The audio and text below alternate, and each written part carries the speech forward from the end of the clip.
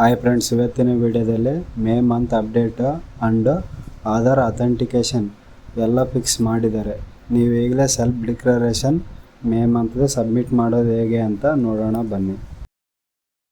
ಸೇವಾಸಿಂದ website on ಮಾಡಿ ನಿಮ್ಮ account login ಮಾಡ್ಕೊಂಡು apply for service view all available service ಅಂತಿದೆಯಲ್ಲ ಅದ್ರ ಮೇಲೆ ಕ್ಲಿಕ್ ಮಾಡಿ. ಸರ್ಚ್ ಆಪ್ಷನಲ್ಲಿ ಇವನಿದೆ ಅಂತ ಟೈಪ್ ಮಾಡಿ.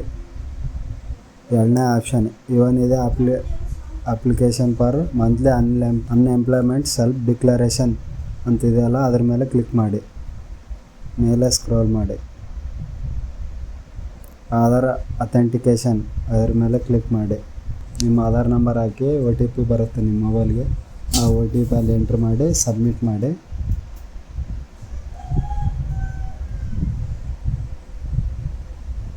ಕೇರ್ ಟು ರಿಟರ್ನ್ ಅಂತ ಬರುತ್ತೆ, ಅದನ್ನು ಕ್ಲಿಕ್ ಮಾಡಿ.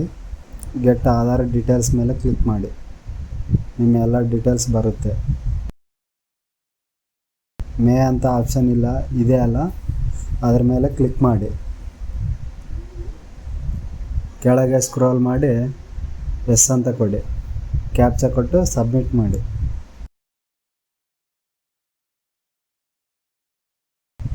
ಮತ್ತೆ ಸಬ್ಮಿಟ್ ಮಾಡಿ. ಎಲ್ಲ ಆಪ್ಷನ್ ಕರೆಕ್ಟ್ ಇದೆಯೇನೋ ಇಲ್ಲೋ ಚೆಕ್ ಮಾಡಿಕೊಂಡು ಏನಾದರೂ ಎಡಿಟ್ ಇದ್ದರೆ ಎಡಿಟ್ ಮಾಡ್ಕೊಳ್ಳಿ. ಎಲ್ಲ ಕರೆಕ್ಟ್ ಇದ್ದರೆ ಸಬ್ಮಿಟ್ ಮಾಡಿ. ಎಕ್ಸ್ಪೋರ್ಟು PDF ಅಂತ ಇದೆಯಲ್ಲ ಅದ್ರ ಮೇಲೆ ಕ್ಲಿಕ್ ಮಾಡಿ. ನಿಮ್ಮ ಮೊಬೈಲ್ಗೆ PDF ಬರುತ್ತೆ. Thank you.